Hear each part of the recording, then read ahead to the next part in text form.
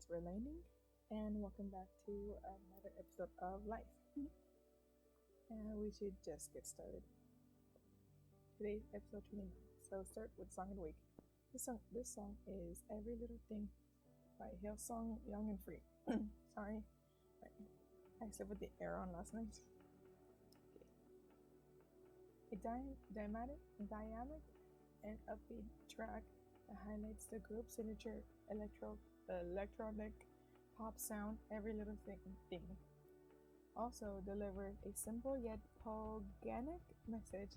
This song sets our eyes on the hope we have in Jesus in our future, and we couldn't be happier how it turned out, says Young and Free Laura Toggs. Andy Minow?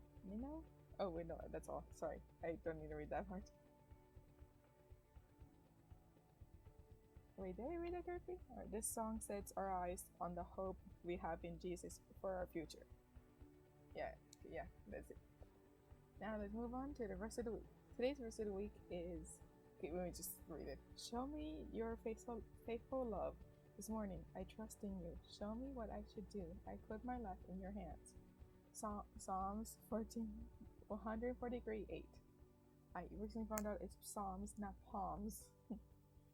Whether it was seeking refuge from his enemies in deep repentance for his transgression, or to worship and glorify God, the foundation upon which the prayer and praises of David requested was the righteous faithfulness and goodness of God. Now let's move on to the childhood thing of the week. It's another Vegetables one called Sumo of the Rest of the Opera. This might be long, but I hope you can deal with it. But I also never seen this one. Okay, opening countertop. Bob is all alone on the countertop, greeting and welcoming the kids to Vegetables once again. Bob then explains to the viewers that Larry isn't here because he is going to have to be helping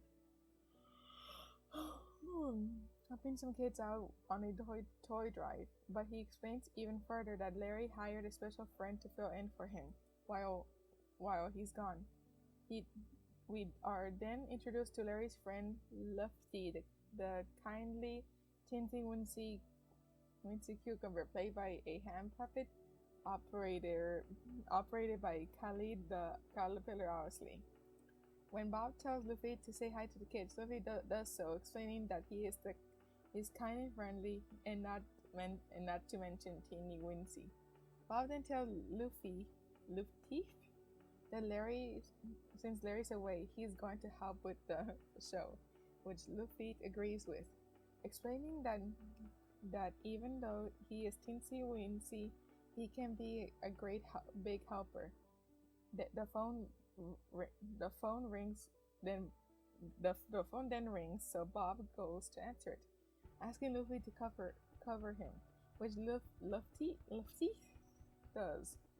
By humming repeatedly, it turns out that Larry was calling, so Bob puts him on the speakerphone before Larry asks who's humming. When Luffy makes himself known, Larry then tells Luffy that he may be teensy-weensy, but he's a great helper. Bob then tells Larry that he was telling the kids about Larry's volunteer work before Larry tells him that he's not doing it and that he's coming home because the whole day has been a big mess, which Bob is curious as to what happened. Larry then explains that he got on the bus, but he missed his stop because he ran out of nickels, so he had to take the subway. So now he's calling a payphone at the end of the subway line, saying that he's giving up and coming home. Bob then tells Larry that he can't just give up now, telling him that he needs to preserve in order to get to the toy drive. When Larry asks what it means to preserve, Bob answers that perseverance means that we need to keep on keeping on, even when it's hard. Larry then says that he's down to 3/4 on the payphone. Of course, Luffy knows a story that can help Larry. Going up. Okay, Mr. Nether is delivering a piano that's needed at Madame Blueberry's mansion. His 3 workers, Larry, Jerry, and Mr. Lunt, wanted to sit in front, but Nether tells him that they can't sit with him. The 3 discovered Oops, sorry, there's an ad in the way. The three discovered the place is at a very high staircase. They managed to get there with no trouble, but the piano rolled down all the way back to the bottom. Jerry decides to quit, but the other two decide to continue on. Just as they are carrying the heavy piano, Mr. Lunt gets distracted when he sees a penny on the staircase. This causes Larry to roll backwards, almost landing both him and the piano at the fountain. While that was happening, Jerry and Mr. Lunt used the penny to buy some ice cream for themselves. Larry's not pleasant, decides to carry the piano by himself on his back. Tired but triumphant, Larry managed to carry the piano by the door entrance. Madame Blueberry was happy that her piano is delivered and calls Larry her hero, making Larry proud, but also blushed. Downstairs, the other two were sleeping, and Nezer wasn't pleased that his workers were slacking on the job. However, Larry comes down with a kiss on his cheek. Jerry and Mr. Lund were shocked, but Nezer just remained stolid, and told Larry that he can sit in front with him, since he's done his job, while Larry was proud and got to sit in front while the other two still sat in the back. Okay, now let's move on to the second. Let's go back to the original story. Countertop Part 2. Back on the countertop, Larry asks on the phone if they are going to start the story soon, with Bob telling him that it was a silent movie. When Luffy says that it was powerful, Bob encouragingly asks Luffy how Larry is supposed to know what happened because he's on the phone. With Luffy replies that he did not think about that. Larry then says that he has only 2 quarters left on the phone. Because of that, Bob has to find another story about parents that Luffy covers for Bob again, humming again. Countertop Part 3. Luffy asks Bob if he found a story yet, to which Bob answers that he hasn't yet, before telling Luffy to keep covering for him. Fortunately, Luffy knows just the thing, before announcing it. Now it's time for Luffy's Phanograph, the part of the show where Luffy comes out with his Phanograph and tells an important lesson. Luffy comes up wearing a green bowler hat, holding a shamrock, telling the viewers that he will be telling them the story of the origins of St. Patrick's Day. The story of St. Patrick. The story starts with the birth of St. Patrick. I hate ads. Where was I? Here we go. The birth of St. Patrick's, who was known as St. Patrick's. At first, instead of referring by name as I don't know how to say that, as Marine grew up, Luffy explains that he did things every little boy did, like attend school, play soccer, and attend church. When Luffy mentions that Morin got kidnapped by pirates, Morin says that that's not normal, in which Luffy responds with, "If you're too normal, then you would have a holiday named after you." The pirates then take Morin to Ireland before they sell him to a druid. The druid then calls Morin Pig Boy because of the fact that he has to feed his master's pigs. Luffy then also explains that the people of Ireland did not know about God and started performing types of practice called paganism. They prayed to things like twigs and pond scum. Sorry, it's kind of hot. While working on his master, Murray begins to realize that even though he is far away from his home in England, God is still with him, so he decides to pray to God. Even while working, one day after being in Ireland for 6 years, Maureen decides to run away from his master in order to get back home to England, but not without the pigs following after him.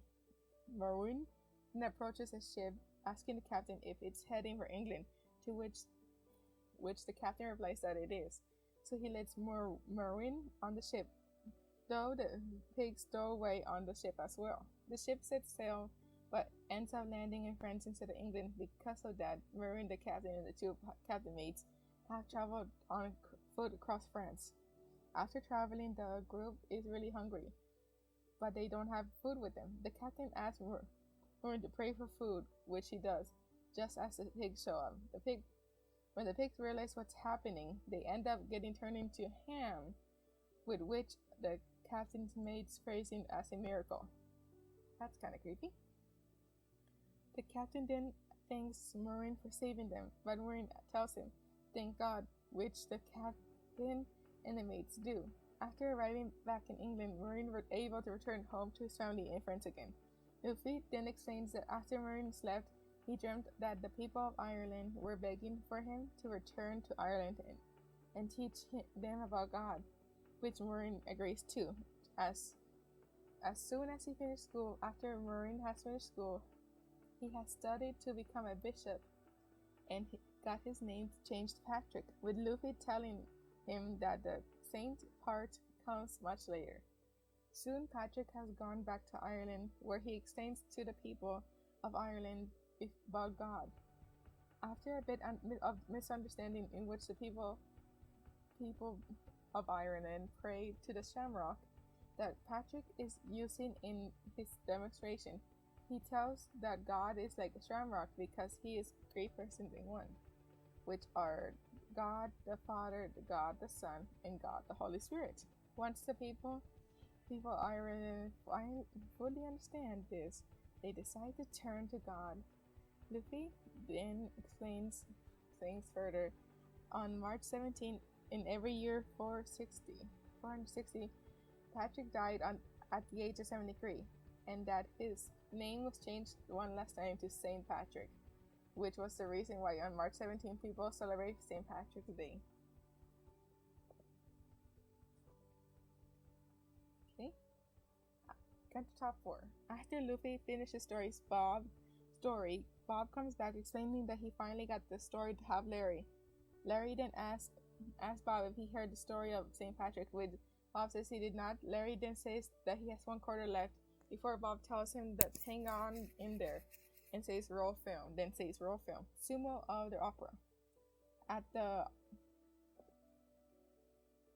a sumo wrestling ring, a group of comprised of 7 carrots and 1 gourd sing about being wrestlers of Japan. Before a wrestler by the name of Apollo Gourd shows up, Apollo Gourd is again up against Scooter Carrot, who tries to push him, but to no avail. Apollo then pulls off his trademark wrestling move, which is called his belly ringer, which involves him jumping into the air, landing in front of his opponent, then giving the opponent a belly bump, which knocks his opponent out of the ring.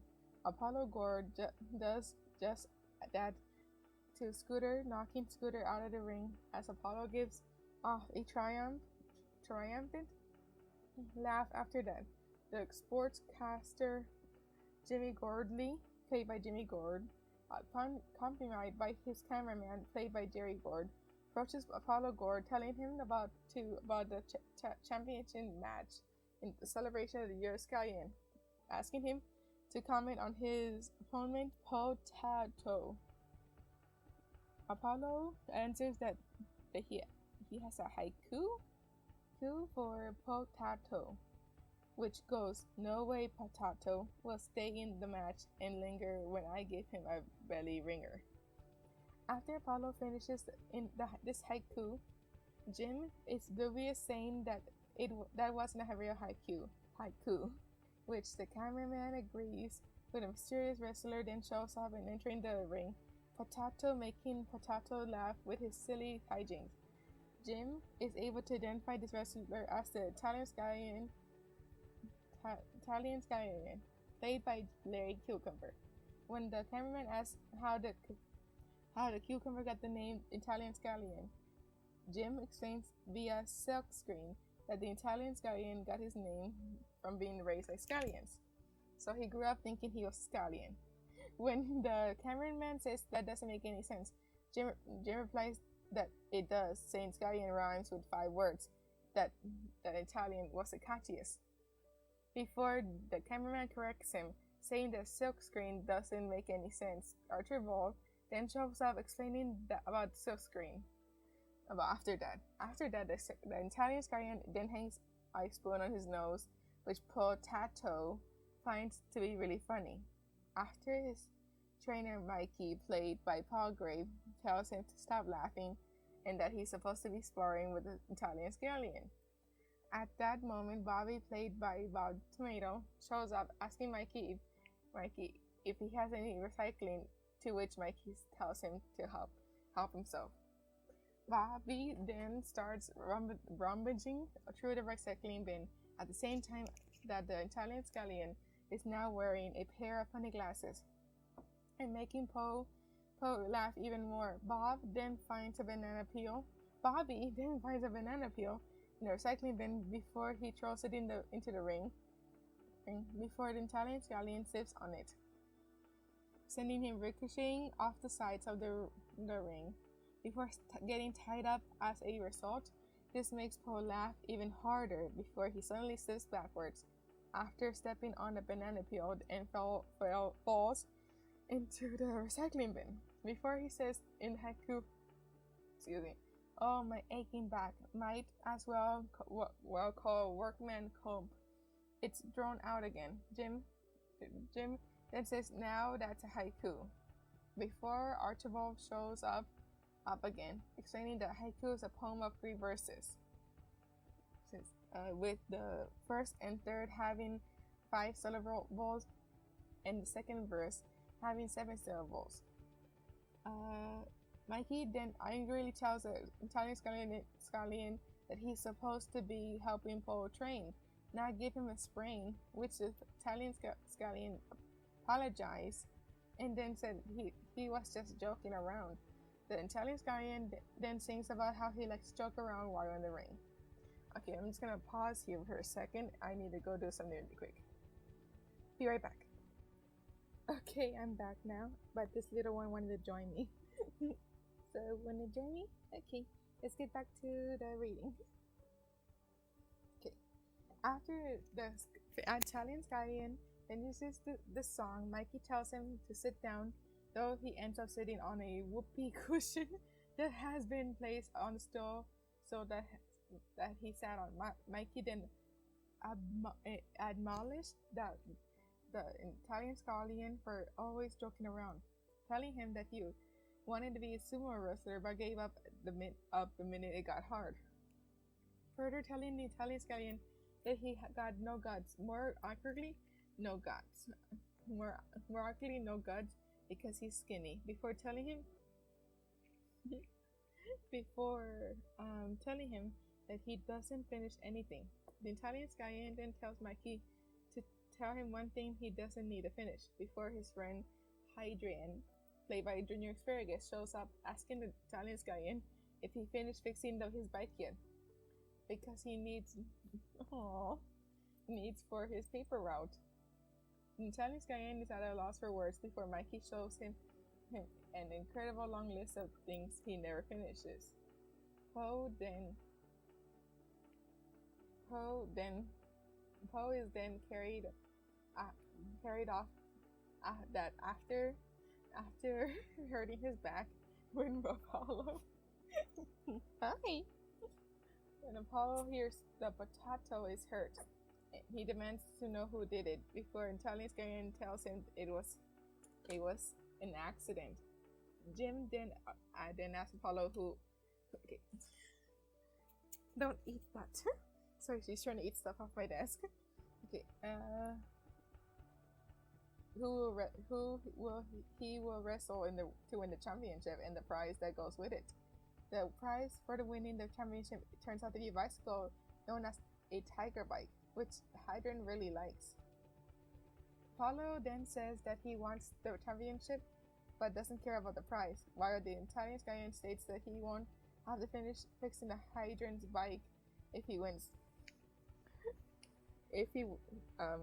wins the bike. Italian Scallion then says that he'll take it, which the French priest think it's a joke for Scallion wrestling Apollo before Scallion says that he was talking about the bike.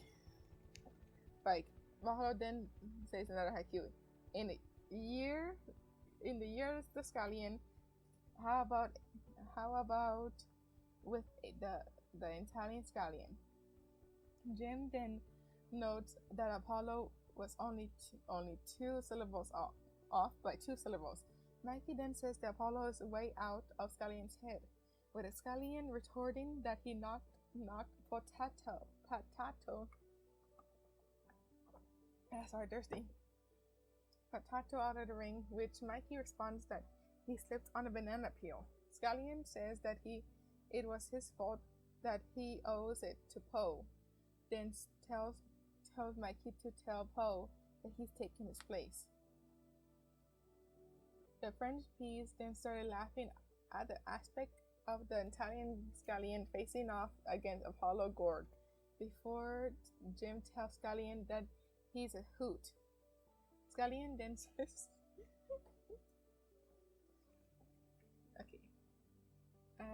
then says that he's really good he's really going to wrestle Apollo, and he accepts the challenge. The wrestler singers then show up and sing about how the Italian Scallion has accepted the challenge.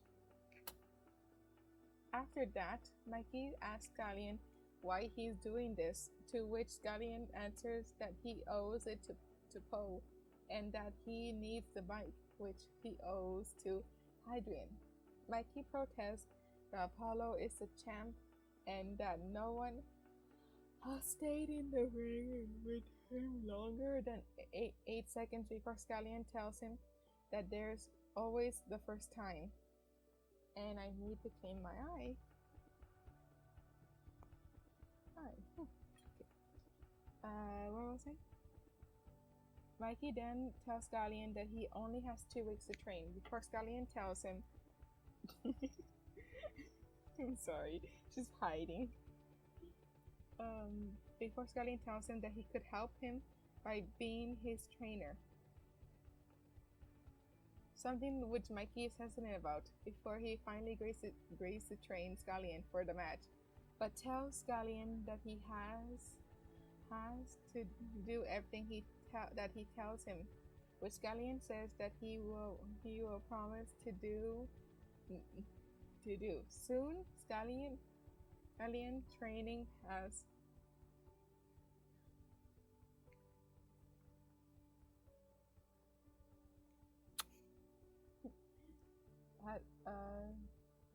begun, which involves him mopping the floor, crushing aluminum cans with each hop, but ends up falling in a manhole while doing so, trying to eat more, climbing up and down the escalator, which results in him getting bunked on the head by a cane of an old lady Gord, played by Grandma Gord.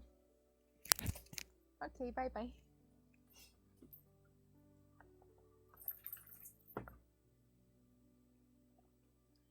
Okay, where was I? She's rubbing herself on my bed now. Okay, where was I? And trying to endure getting hit by bags of recyclable at the recycling center. Meanwhile, Apollo asks the French priest if everything is arranged for his victory party, in which the French priest responded that they are, before asking him if he's going to train for the match. But Apollo says that Scallion is a pushover, that he could beat him in his sleep, before the rest of the singers show up and sing about how Apollo won't be doing any training for the match. Scallion is now doing sit-ups as part of his training, but he finds that the training is tough before Mikey shows him a picture of when he used to be a wrestler called Mr. Juicy. Mr. Juicy, admitting that he joked around too when he was younger and never took anything serious.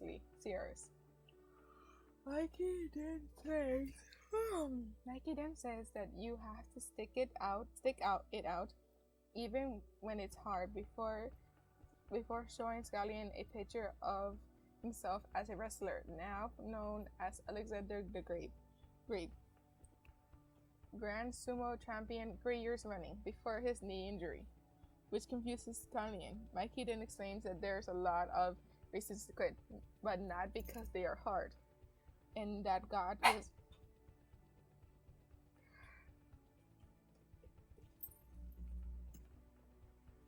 I can't play right now. No, I can't play. No, I'm busy. I can't play. This is gonna be an adorable video. She just wants to play. She just wants to play, don't you? And just want scratches, don't you? Sorry, I have to get back to work. I'm sorry. You can sit in my lap, but I can't play. I'm sorry, I can't play.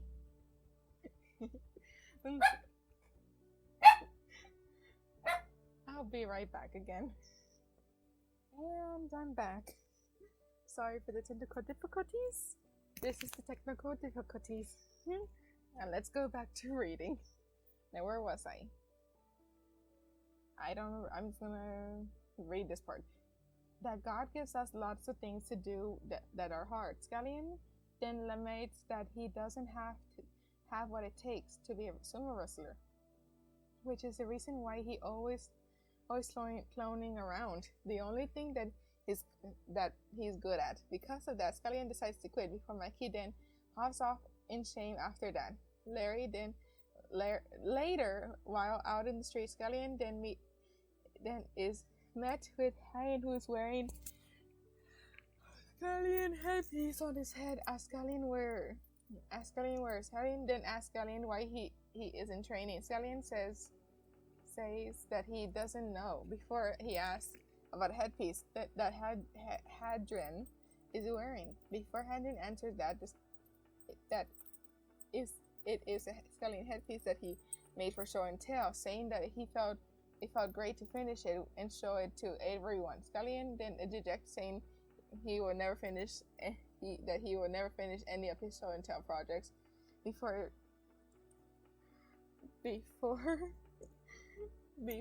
asking Hadron if it was hard, to which Hadron answers it was, but then says that if Scullion could stick to something, so could he. After hearing these words, Scullion realizes that Hadron really would be willing to stick to anything, just as the wrestler singer shows up to sing.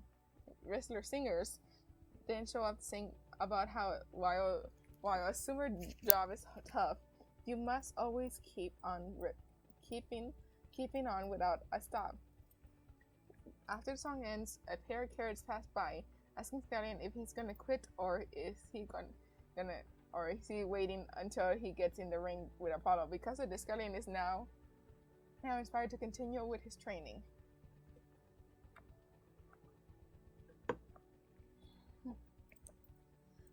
This time, Scullion is able to continue his training, going up and down the escalator, but is able to get past the gourd lady without a problem. Scullion then continues with a setup. Once again, after that, he is able to crush more aluminum cans with each hop, and is able to endure getting hit by bags of recyclables, which causes one of the bags to explode after a few seconds. Scullion is also able to have thirds of sushi, which tires out the chef, played by Mr. Lunch. Before he also resumes crushing more aluminum cans, mopping the floor, and going up and down the escalator past more citizens that has gotten onto this escalator. Once Scullion has completed his training, he is more confidently proclaims it's time. And kisses. Soon it is now time for the wrestling match between the Italian Scullion and the Apollo Gourd, which Jimmy Gordley acting as MC for the match. After Apollo tells Scullion that he is going to bounce him out, Scullion answers with "go for it" before the match begins, as Apollo then starts off by pushing Scullion out of the ring before he uses his belly ringer move. However, he when he pulls the move on Scullion, it has no effect, which leaves Apollo dazed on the impact of his move has backfired. After Apollo snaps out of it, Scullion then looks up at the tiger bike before he counters back with the belly bump of his own that leaves Apollo shaken up. With Apollo all shaken up, this gives Scullion a chance to use the move that Mikey taught him, such as mopping the floor and going up and down the escalator. With Scullion pushing Apollo towards the edge of the ring. However, Apollo then gets back up as he and Scullion face off once again, which Jim finds to be inconceivable. Apollo then pushes Scullion towards the edge of the ring, but this results in the two of them falling out of the ring before they hit the ground. The match is over, with Jim stating that it's a tie, stating that Apollo is still a champion before realizing that no one ever lasted more than 8 seconds against Apollo Gore. The citizens then approach Scullion, praising him for lasting longer than anyone in the ring. As Scullion is proud of himself, for finishing what he started before he started singing about how the feeling of finishing makes him feel good. Before everyone sings along as well. After the song is over, it seems that the story is over, but Jim tells the viewers that the story is not over yet, because Scullion then approaches Hadrian, telling him that he did not win the tiger bike. They did give him a bell that came with the bike, before telling Hadrian that since he's going to be a finisher now, and puts Hadrian's bike back together, which Hadrian is happy about. Closing countertop.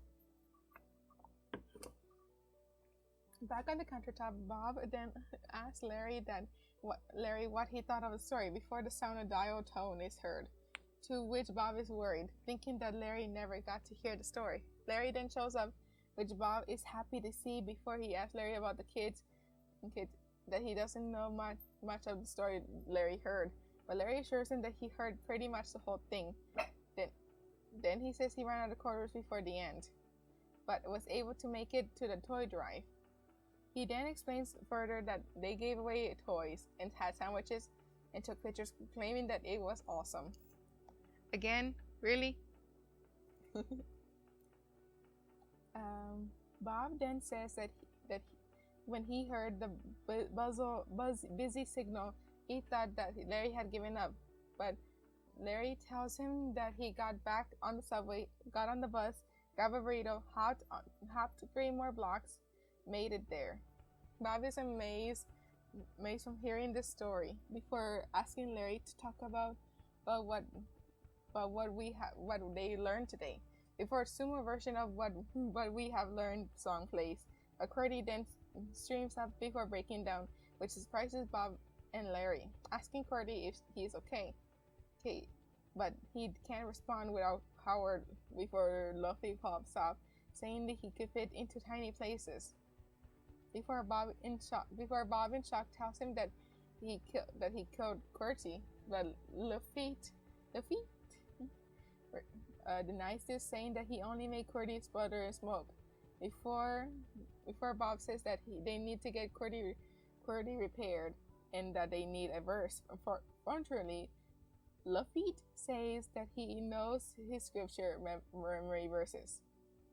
Before he hums the rest of the song, he brings up the verse on the cardboard sign, which is, "You need to preserve so that when you have done will be of God. You will receive what he has promised." Hebrews 10:36.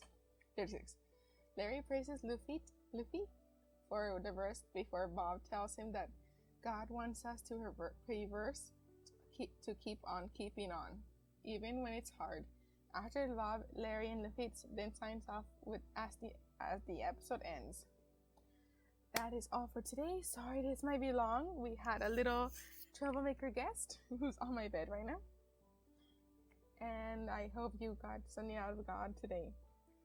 Well, that is all for today, and I hope you enjoyed this video, and you can see some words in 3, 2, 1.